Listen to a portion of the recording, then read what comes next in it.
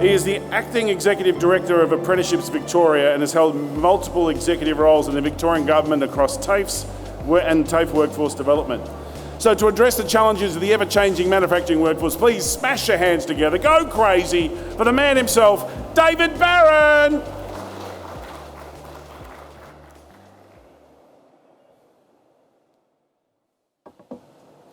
Thank you. No one's ever introduced workforce challenges in such enthusiasm before, so thanks for that. Good afternoon, everyone. My name is David Barron. I'm the Executive Manager of Stakeholder Engagement at Manufacturing Industry Skills Alliance.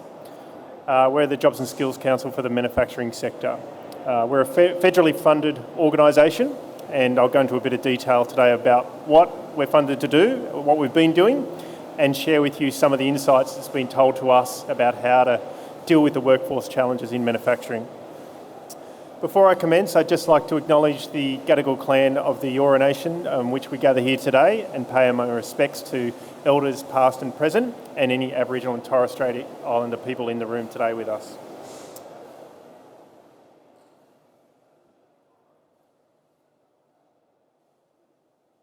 Okay. So, Jobs and Skills Council, there's about 10 of us established by the federal government, and we've all existed in some previous capacity in various sectors over time, but the term Jobs and Skills Council only really came into being last year when federal government established 10 of us across the whole economy. I'm just here representing manufacturing today. The purpose of a Jobs and Skills Council is to bring together the industry representatives. So we come together regularly with unions and we come together regularly with employers. So AI Group and Australian Chamber of Commerce and Industry and others, we are regularly engaging together. So it's a tripartite approach, what we do. We work together to resolve it and to come to an agreement on what the challenges and the priorities are as a whole industry group. So we identify and deliver the workforce skills that are needed for the Australian economy. We look to move beyond the lens of training package development. And so that's when I said we'd previously existed in some incarnation previously. So some of you may have been familiar with industry skills councils or skills service organisations, those sort of organisations. We are the next iteration of that, but we've been given a broader mandate, which I'll go into now. And part of that broader mandate is about partnerships. As I said, it's a tripartite approach. We act in unison with unions and with industry at the same time. So what are our actual functions? What do we do? So a couple of things we're not. We're not a recruitment company and we're not the government, but we are funded by government to perform some of their functions. So the first thing we do is workforce planning. This has not been part of the mandate of the organisation I worked for previously. So this is new. This is the government saying to us as an organisation, we want you to do more than just update a training package. We want you to look at the whole skills system as your toolkit and what can you do to help resolve the workforce challenges using the relationships with industry and the unions to try and deal with those challenges. Hence the tripartite approach. So that's what the workforce planning is. So we produced one workforce plan already. It's available on our website. We're about to produce another. It should be published in the next couple of months. And that's really setting out what the big challenges are in manufacturing workforce, which won't be a surprise to anyone, but it's also setting out how we're going to deal with those challenges. Our other roles are around implementation, promotion and monitoring. So this is where we work with industry to promote the sector, the professionalism in the sector, try and encourage people to be part of it and work in it. We also have a training product development role, so that's what we've carried over from the previous iteration. So we are responsible for training packages in the vocational education and training sector, and we also have an industry stewardship role. We work with the key industry leaders regularly, so we have a role in playing to support them, and they support us in the work we do. So what sectors do we cover? That's broadly what is our kind of definition of manufacturing. So most things that are manufactured in Australia in some way, we're looking to engage with industry organisations, other collective associations and others who are involved in that industry to work with them on resolving the workforce challenges. It's quite a broad space. It includes things such as printing and graphic arts. In terms of aerospace, it's on the manufacturing side, but it's also on the aircraft maintenance engineering side. But then we cover a whole heap of other sectors as well, as you can see by that.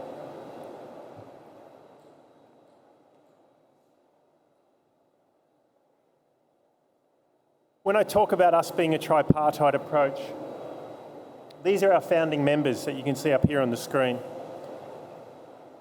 We also have members of our organisation as well, and these are companies who we actively engage with, are part of committees that we set up, consultative committees, and they're who we work with to get the workforce intelligence off on to give us advice when we develop our workforce plans and how we can deal with the challenges. We don't just work with them though, we work much broader, but they're just some of our key partners who are actively involved. We also have a strategic industry task force which guides our operations. So they sit below our board, and as you can see, that's a tripartite approach there, but we've got representatives from a whole range of sectors. So our workforce plan. So just this, I want to give you a look into the key findings that we found during our research and developing our workforce plan. As I said to you, I don't think you're going to hear anything new that you haven't already heard, but this is kind of the first step, if you can imagine, in a workforce planning approach to go, what are the main challenges? Here they are. And as I said, we're about to come out in the next few months with how we're actually going to deal with these challenges.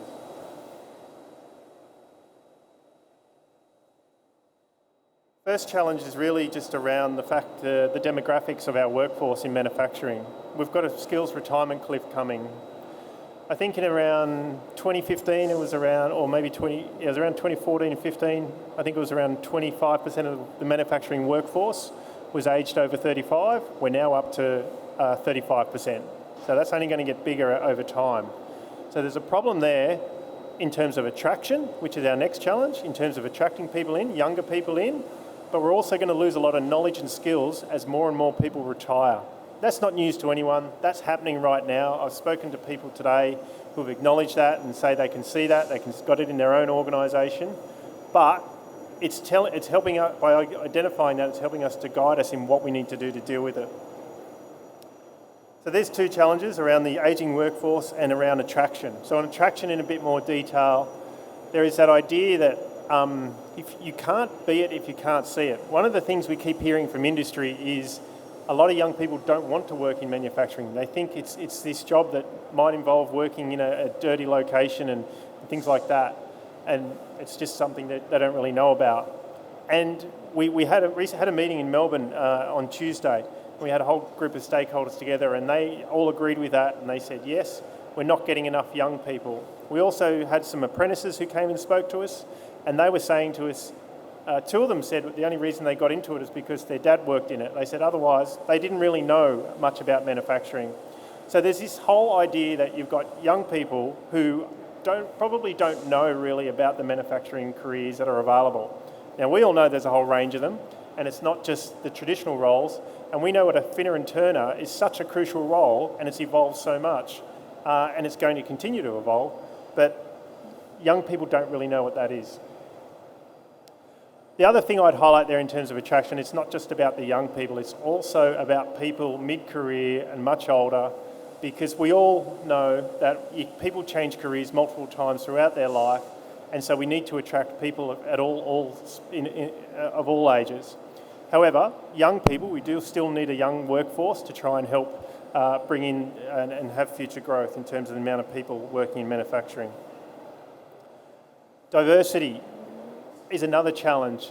So there was some work done by Jobs and Skills Australia last year, some of you may be familiar with, and that work highlighted that where there's a skewed gender in a workforce, they're much more likely to have a lack of supply of available workers in that sector than other sectors who have a more balanced gender.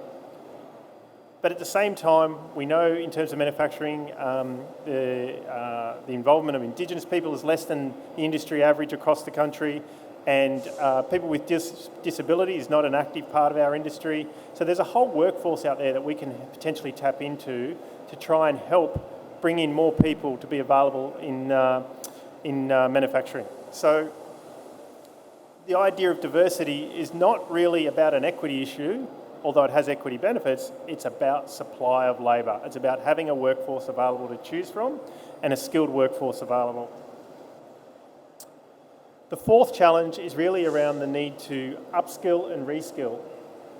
So we all know that the requirement for more advanced manufacturing skills is only going to increase more rapidly over time. So for the workforce that we do retain, we've got to upskill them and reskill them, and that's going to have to keep happening over time as new technology comes in.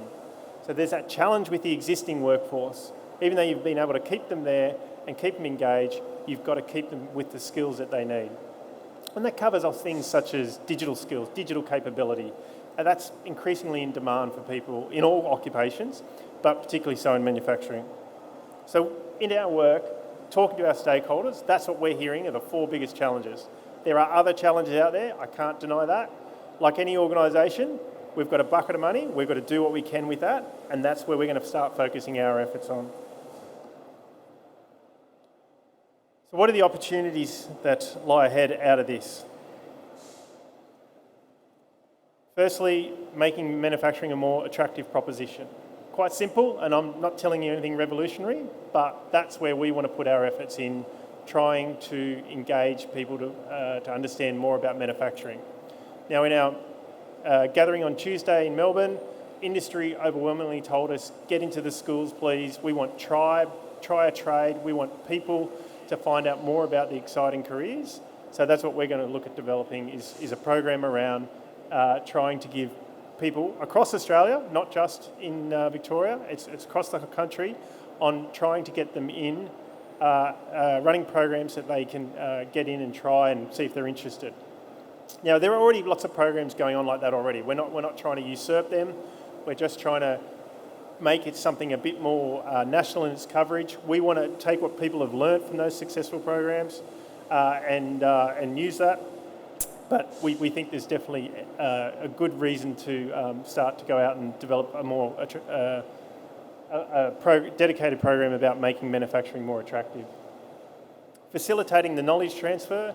So the other thing that we were told by our stakeholders on Tuesday was mentoring is the sort of thing they want to see more of in the industry. They want to see transition to retirement, and they want to explore other options that are available.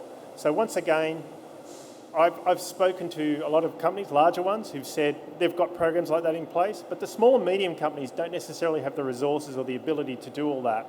And that's where we're kind of looking, what can we do for those organisations to help them put in place proper programs? What support can we give them to have those sort of things available as their workforce is transitioning out?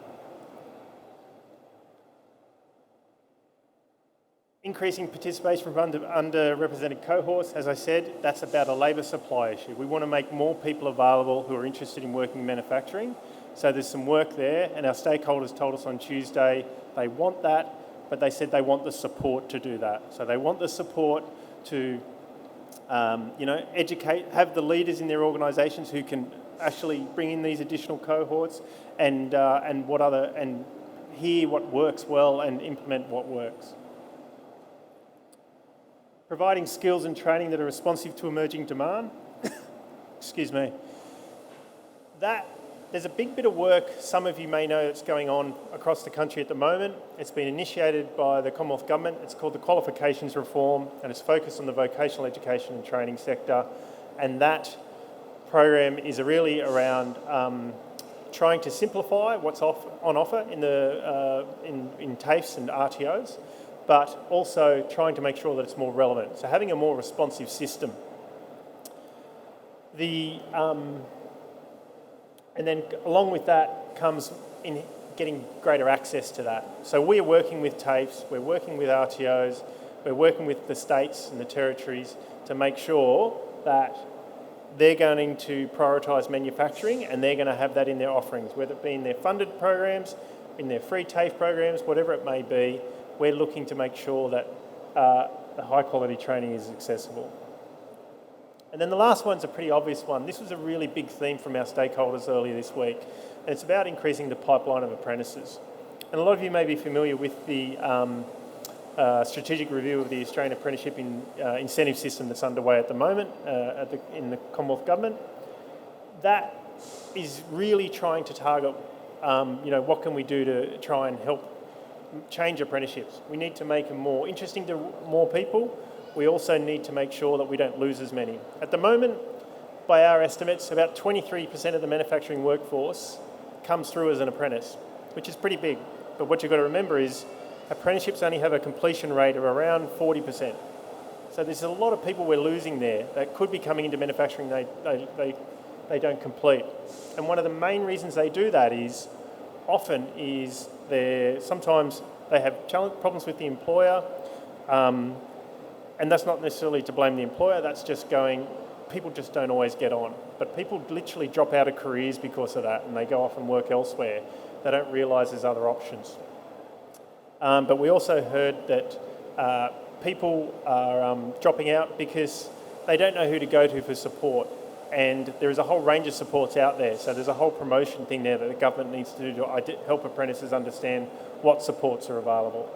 So with already a large number of people doing apprenticeships, we're going to work on trying to get more and more to complete. And once again, there's a lot of good programs out there.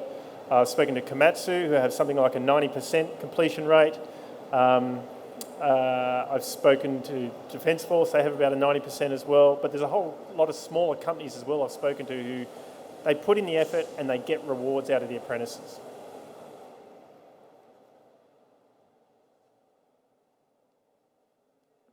So lastly, some of the particular work we're focused on at the moment, this is before we get into our projects addressing those challenges that I've just explained. So we're currently doing a aviation maintenance project where we're there's been some recent changes to some regulatory parts, and Part 66 I think it is that CAS has announced, and we're doing some workforce preparation work around that. We're also looking to address the apprenticeships issue, as I said, and that'll be something that'll come out in the next few months, where we'll have developed a program to try and help those apprentices complete, and we'll be trying to build on the back of what the apprenticeships review has done there.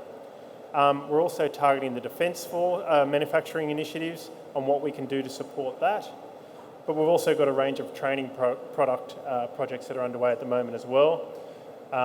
One's to do with manufactured minerals, about precast concrete manufacturing, and then the others around aero skills. So look, that's my presentation for today. I'm happy to have any of you come up and talk to me after this and find out more. I may have one more slide. Yep.